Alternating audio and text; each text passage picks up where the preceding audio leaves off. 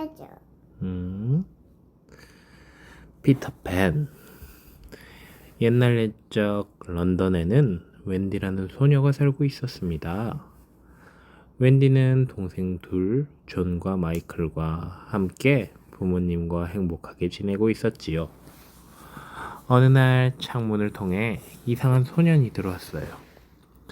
초록색 옷을 입고 작은 요정과 함께 날아다니는 아이였죠. 그는 자신을 피터팬이라고 소개했습니다. 피터팬은 특별한 존재였어요. 그는 절대 어른이 되지 않는 소년이었고 마법의 섬 네버랜드에서 지내고 있었습니다. 엄지공주. 엄지공주죠? 응. 엄지공주 이야기. 옛날 옛적에 아기가 간절히 갖고 싶은 한 부인이 있었습니다. 하지만 아이가 없어서 늘 외로워했지요. 그러던 어느 날 요정을 찾아가 소원을 빌었더니 요정은 그녀에게 작은 씨앗 하나를 건네주었습니다. 부인은 그 씨앗을 조심스럽게 심었고 곧 예쁜 꽃이 피어났습니다. 그런데 꽃잎이 활짝 열리자 그 안에는 손가락보다 작은 여자아이가 앉아 있었지요. 아이의 크기가 엄지손가락만 해서 사람들은 그녀를 엄지공주라고 불렀습니다. 엄지공주는 작지만 아름답고 착한 아이였습니다. 그러나 그녀의 삶은 평탄하지 않았어요.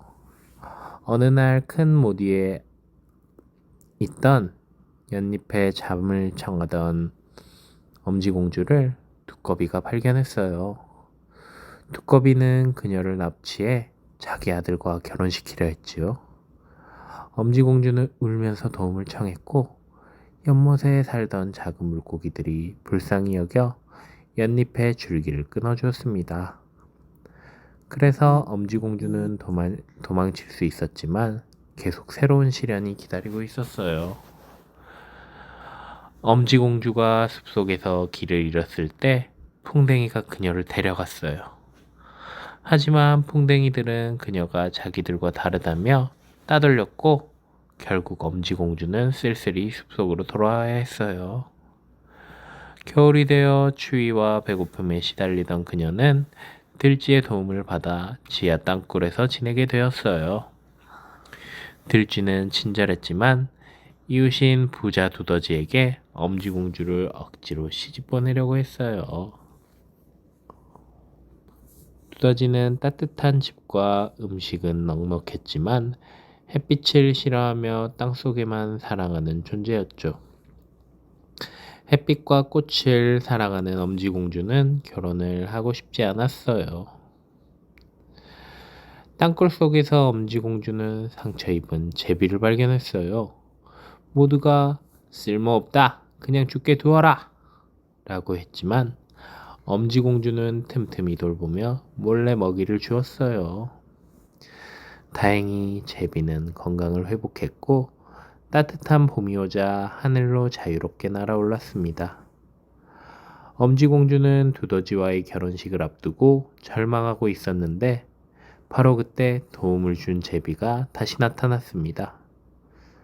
제비는 엄지공주를 태우고 어두운 땅굴을 떠나 푸른 하늘 위로 날아올랐어요. 피노키오. 알겠어. 잠깐만.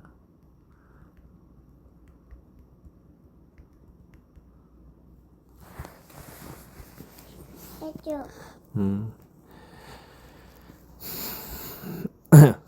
옛날에 가난하지만 마음이 착한 목수 제페토 아저씨가 살고 있었어요.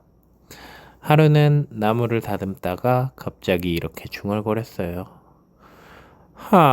나에게 아이 하나만 있다면 얼마나 좋을까. 그 순간 마치 기적처럼 나무 인형이 살아 움직이기 시작했습니다.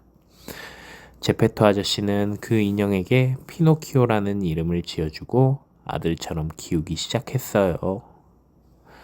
피노키오는 장난꾸러기였지만 마음은 순수한 나무 인형이었습니다. 어느 날 요정이 나타나 피노키오에게 말했습니다. 네가 정직하고 착하게 살면 언젠가 진짜 사람이 될 것이다. 그와 함께 도움과 충고를 주는 말하는 귀뚜라미가 생기게 되었지요. 귀뚜라미는 늘 피노키오에게 바른 길을 알려주었지만 피노키오는 자주 유혹에 빠져 충고를 듣지 않았습니다. 학교에 가야 할 피노키오는 공부보다는 재미있는 일에 더 관심이 많았습니다. 그래서 사기꾼 여우와 고양이를 따라 극장에 갔다가 곤란에 빠지곤 했지요. 그럴 때마다 피노키오는 거짓말을 하게 되었는데 거짓말을 할 때마다 그의 코가 쭉쭉 길어졌습니다. 피노키오는 그제야 깨닫곤 했습니다. 아, 정직하지 않으면 이렇게 곤란해지는구나. 또 한 번 시련은 장난감 나라에서 찾아왔습니다. 그곳은 아이들이 마음껏 놀고 공부도 하지 않아도 되는 곳이었어요. 피노키오는 그곳에서 신나게 놀았지만 어느 순간 공포스러운 일이 일어났습니다.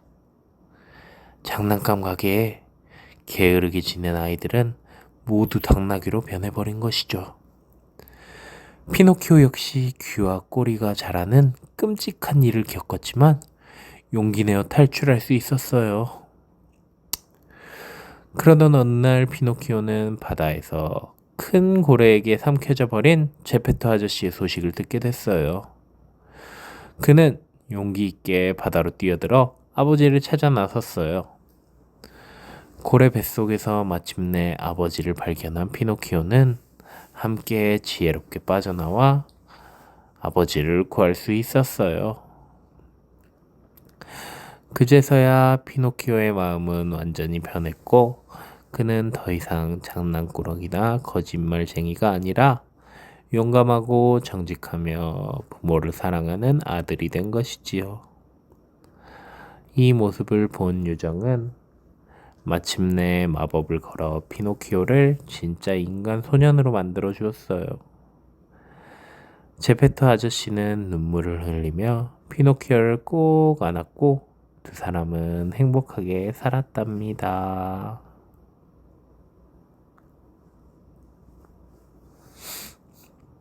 피터팬의 죽음.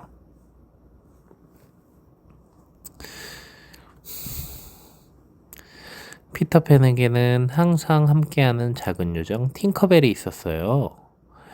그녀는 말은 할 수 없지만 반짝이는 날개로 빛을 내며 피터팬을 돕는 파트너였지요. 피터팬은 웬디와 동생들에게 말했어요. 내가 사는 네버랜드로 갈래? 그곳에는 매일이 모험이고 어른이 될 필요도 없어.